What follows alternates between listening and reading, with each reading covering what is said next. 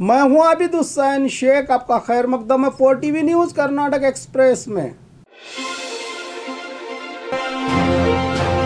सरकारी स्कूल की गिरी छत। KGF कोलार शहर के गांधीनगर में रहे सरकारी स्कूल का गिरा छत, वो भी तब जब स्कूल्स में बच्चे मौजूद थे। लेकिन जब ये हादसा हुआ तो सभी बच्चे अपने अपने क्लासेस में पढ़ाई कर रहे थे, जिससे किसी के जान का कोई नुकसान नहीं हुआ। कई बार पोषकों और टीचर्स की ओर से इस बिल्डिंग की मरम्मत करने की मांग संबंधित विभाग से की गई थी, लेकिन कोई काम न होने से आज इस सरकारी स्कूल की छत ही गिर पड़ी। मौके पर पहुंचे शिक्षा विभाग के अधिकारियों ने जायजा लेकर जल्द इस बिल्डिंग की मरम्मत करने का विश्वास जताया है। राज्य में आज भी कई सरकारी स्कूल्स मौजूद हैं जो बहुत ही खस्ता हाल में हैं। एक बार अगर शिक्षा विभाग सर्वे करेगी तो सभी सच्चाई बाहर आएगी, क्योंकि सरकारी स्कूल्स में पढ़ाई करने वाले बच्चे भी इसी भारत का बनने वाला भविष्य हैं। क्यों सब होने के बाद ही सरकारी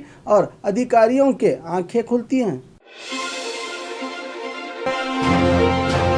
राम राज्य का सपना जल्द पूरा हो, पेजावर स्वामी जी।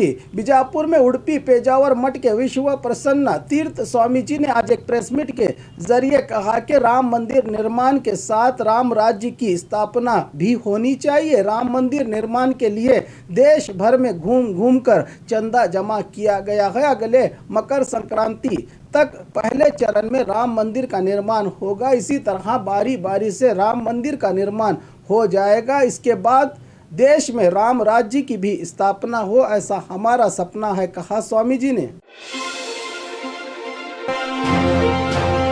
सीडी के साथ कभी सियासत ना करें, कुमार स्वामी की राय। बीजापुर जिला इंडी तालुका के अगरखेड़ गांव में जेडीएस पंच रत्न यात्रा के प्रोग्राम में पहुंचे जेडीएस नेता और पूर्व सीएम कुमार स्वामी ने मीडिया में बयान दिया कि सैंट्रो रवि के मामलों को बीजेपी सरकार एक ही महीने में दबा देगी। हम आपको बताएं, सैंट्रो रवि वही है जो सभी हाली बीजेपी के मंत्रियों के साथ देखा गया है। ये व्यक्ति जिस पर कई महिलाओं की ओर से गलत काम करने का आरोप लगने से पुलिस ने इस फरार सैंट्रो रवि को गुजरात से गिरफ्तार किया है। साथ ही सीएम इब्राहिम ने सीडी पर बयान दिया था। मीडिया के सवाल पर कुमार स्वामी ने कहा कि मुझे तो सीडी के बारे में पता नहीं, जिसने भी सीडी का बयान दिया है उन्हें जाकर पूछिए, लेकिन सीडी रखकर सियासत करना गलत है, कहा कुमार स्वामी ने। 1 लाख लोगों को बीजेपी के कार्यकर्ताओं ने पिलाई मोदी की चाय। बेंगलुरु में स्थानीय बीजेपी कार्यकर्ताओं की ओर से साइकिल पर चाय की केटली रखकर कई जगहों पर साइकिल पे घूम घूम कर जनता को मुफ्त में चाय पिलाकर मिस कॉल करके जनता को बीजेपी पार्टी से जोड़ने का अनोखा तरीका ढूंढ निकाला है इन लोगों ने। क्या अब इनकी चाय पीकर इन्हें वोट दे? बेरोजगार और महंगाई से क्यों कि मोदी जी ने ही कहा था कि नौकरी नहीं मिली तो पकोड़ा बेचकर भी पैसा कमा ले। पकोड़ा बेचकर भी युवा पैसे कमा लेंगे, वो कोई बड़ी बात नहीं। लेकिन मोदी ने तो अपने चुनावी प्रचार में हर साल 2 करोड़ बेरोजगारों को रोजगार देने का वादा करके वोट लिया है। उसका क्या कह रहा है विपक्षी दल। मस्जिद की ओर से मुफ्त में इलाज। हुबली शहर के न्यू कुबा नगर में रहे मस्जिद कुबा का बड़ा सामाजिक कदम।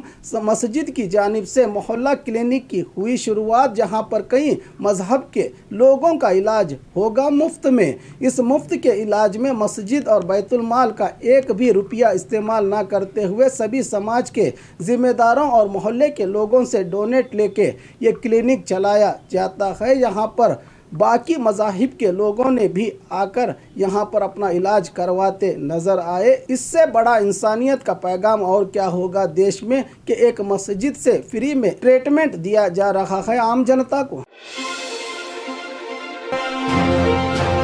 शराब की दुकान बंद करने की मांग, महिलाओं की हड़ताल। हावेरी जिला नेगलूरू गांव में MSIL Mysuru sales international limited जो सरकार के अधीन चलता है, जहां पर होलसेल में शराब बेचकर पैसा सरकार तक जाता है। इस शराब की दुकान से गांव में रहे लोगों को काफ़ी दिक्कतों का सामना करना पड़ रहा था। तो आज महिलाओं ने आगे आकर शराब की दुकान बंद करने की मांग करने लगे। तो मौके पर पहुंचे एक्साइज विभाग के अधिकारियों ने इनसे मेमोरेंडम लेकर डीसी तक इसकी जानकारी देकर जल्द हटाने का वादा किया है। सरकार को इन शराब से मुनाफा मिलता है, क्या सरकार अपने ठिकानों को बंद करेगी? जबकि हावेरी जिला तो सीएम बोम्मई जी का ही क्षेत्र है। टीपू सुल्तान सर्कल निर्माण पर भगवा संगठनों का विरोध। गुलबर्गा जिला काड़गी तालुका रटकल गांव में टीपू सुल्तान सर्कल निर्माण के लिए उनकी तस्वीर लगाई गई है। इसे देखकर भगवा संगठन हिंदू जागृति सेना कार्यकर्ताओं की ओर से सरकारी जमीन पर निर्माण किए जाने का आरोप लगाते हुए इसे हटाने की मांग की जा रही है। इन संगठनों का यही काम हो गया है। सरकारी जगहों पर सभी समाज के सर्कल मौजूद हैं। टीपू सुल्तान सर्कल निर्माण होने से इन्हें क्यों ऐतराज कह रहे हैं सर्कल के जिम्मेदार? सरकारी दफ्तर में नहीं है अधिकारी, ना है कोई पूछने वाला और ना है कोई सुनने वाला। बीदर शहर में रहे महिला एवं बाल कल्याण विभाग के सरकारी ऑफिस में दोपहर होने पर भी 1 या 2 स्टाफ ही काम करते दिखाई दिए। जब मन चाहा तब आकर चले जाते हैं यहाँ के सरकारी ऑफिसर्स। इन्हें सरकार से हजारों की तनख्वाह चाहिए लेकिन काम नहीं, ऐसी सोच एक सरकारी ऑफिसर की है। मेरे देश में इनकी तनख्वाह में 5 गरीब परिवारों का घर चलता है। इन्हें क्यों देती है सरकार तनख्वाह कि ऑफिस ना आकर घर बैठे रहे? मिलावटी बीज से किसान का हुआ बड़ा नुकसान। केजीएफ कोलार जिला कामसंद्रा गांव के वेंकट रामेगौड़ा नामी किसान ने अपने 3 एकड़ खेत में तरबूजे की फसल बोई थी। 5 लाख खर्च करके यूनाइटेड गोल्ड कंपनी के नरगिस ब्रांड से तरबूजे के बीज लेकर बोए। किसान की पूरी फसल ही खराब हो गई है। अब इस कंपनी पर कार्रवाई करके इंसाफ दिलाने की मांग कर रहा है किसान।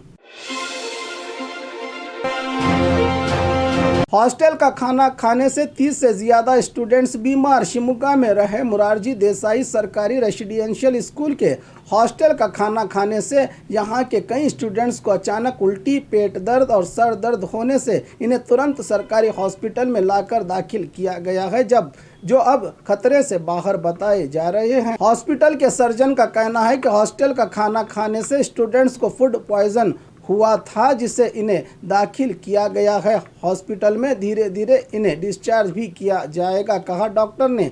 फिर भी ये किसकी है लापरवाही देखना चाहिए, क्योंकि देश का नाम रोशन करने वाले स्टूडेंट्स के साथ कुछ ऊंच नीच हुई तो कौन है जिम्मेदार? कर्नाटका में योगथान को मिला Guinness world book of record का खिताब। धारवाड़ में चल रहे युवजना उत्सव में युवा खेल मंत्रालय के मिनिस्टर डॉक्टर केसी नारायण गौड़ा ने जानकारी दी है कि संडे के दिन राज्य भर में किए गए योगासन में कुल 4,05,000 लोगों ने हिस्सा लिया था, जो अब Guinness world book of record में कर्नाटका का योगदान शामिल हो गया है। शायद मंत्री जी जनता को सिर्फ योगासन और स्वच्छ भारत में ही उलझाए रखना चाहते हैं, क्योंकि किसी पढ़े लिखे को घर चलाने के लिए रोजगार और नौकरी करनी पड़ती है, तब जाकर परिवारों का पेट भरता है, कह रहा है विपक्ष।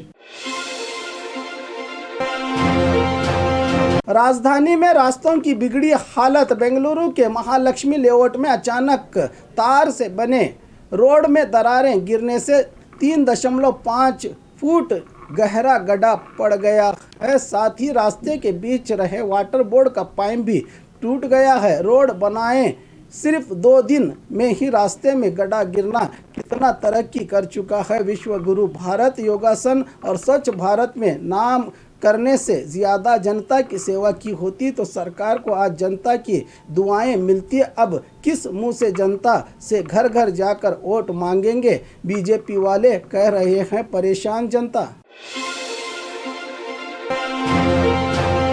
और खबरों के लिए देखते रहिए 4 टीवी न्यूज़ कर्नाटक एक्सप्रेस।